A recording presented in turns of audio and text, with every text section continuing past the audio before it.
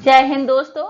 हम देख रहे थे भारतीय संविधान का भाग 9A, जिसमें क्या आती हैं, नगर पालिकाएं आती हैं। आर्टिकल 243 जेड भी पढ़ेंगे आज। उससे पहले के सभी आर्टिकल्स हम कंप्लीट कर चुके हैं। आपने वीडियोस ना देखे हो तो देखिएगा, ठीक है। एक एक आर्टिकल को हमने बहुत अच्छे से डिस्कस किया है। आज हम आर्टिकल 243 जेड भी देख लेंगे।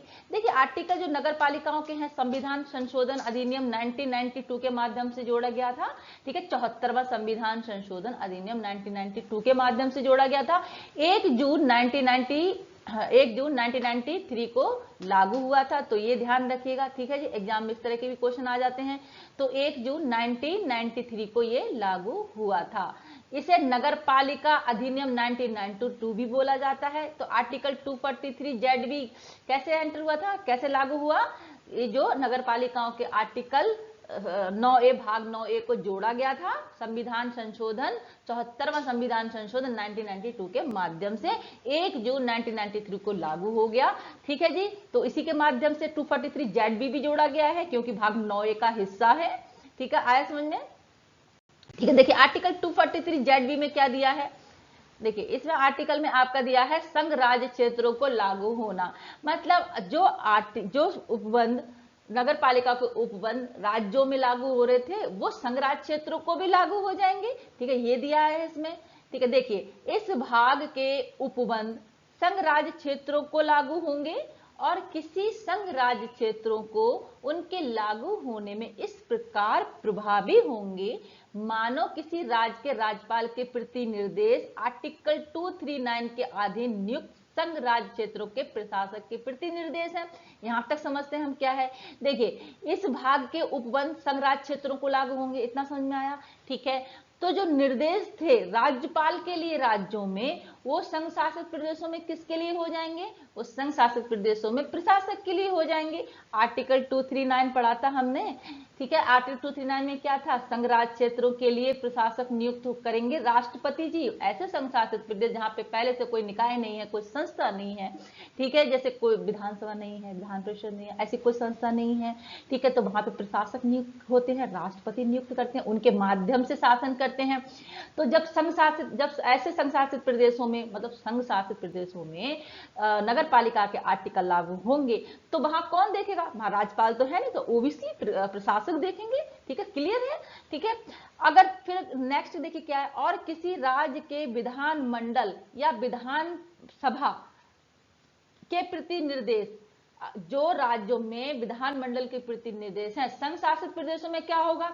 संघ शासित प्रदेशों में संघ शासित क्षेत्र के संबंध में जिसमें विधानसभा है, उस विधानसभा के प्रति निर्देश हो जाएंगे, ठीक है। जैसे कि लक्षद्वीप में है, तो जहां विधानसभा है वहां विधानसभा के प्रति निर्देश हो जाएंगे, ठीक है। नहीं है तो नहीं है, तो राष्ट्रपति कुछ अधिसूचना, राष्ट्रपति, प्रशासक, ठीक है, केंद्र की चीजों हाथ में चीज आ जाती है, तो राष्ट्रपति कुछ अधिसूचना जारी करके वहां नगर पालिकाओं के आर्टिकल्स, नगर पालिकाओं के जो उपबंध है वहां लागू कर देंगे। सिंपल है।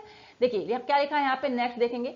परंतु राष्ट्रपति लोक अधिसूचना द्वारा ये निर्देश दे सकेगा कि इस भाग के उपबंध किसी संघ राज्य क्षेत्र या उसके किसी भाग को ऐसे अपवादों और उपांतरों के अधीन रहते हुए लागू होंगे।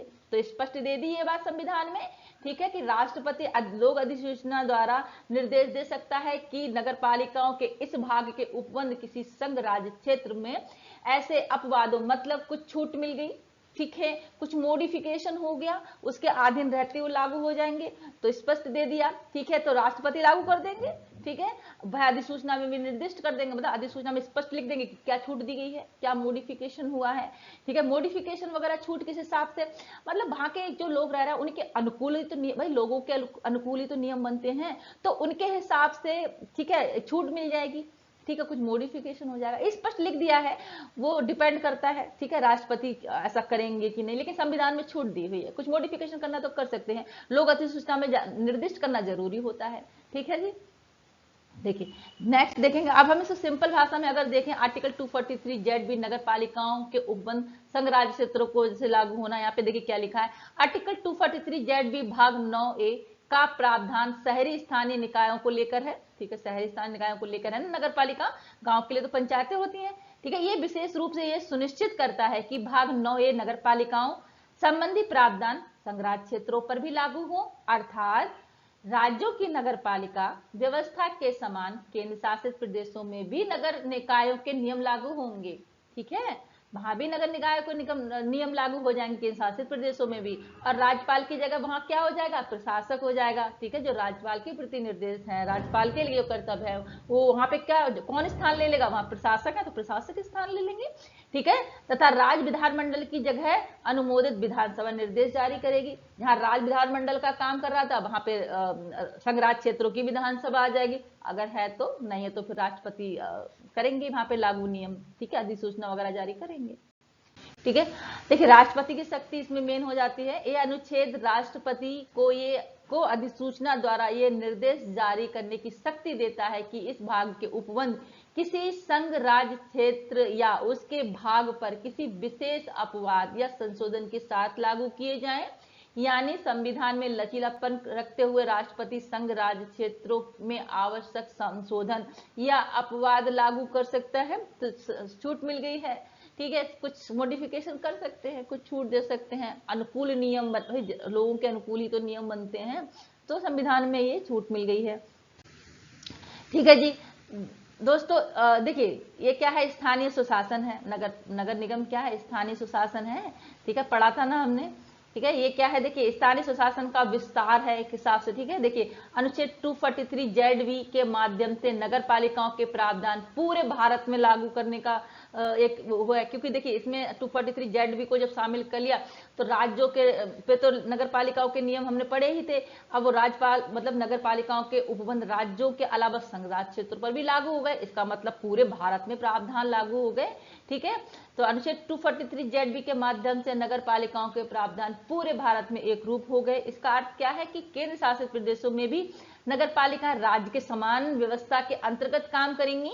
ठीक है, जिससे देश भर में स्थानीय सुशासन को मजबूती मिली। ठीक है, इतना ही था दोस्तों, इस आर्टिकल में कुछ ज्यादा है नहीं। हम नेक्स्ट वीडियो में मिलते हैं। जानकारी पसंद आए तो चैनल को लाइक शेयर जरूर करें। Thank you so much. जय हिंद।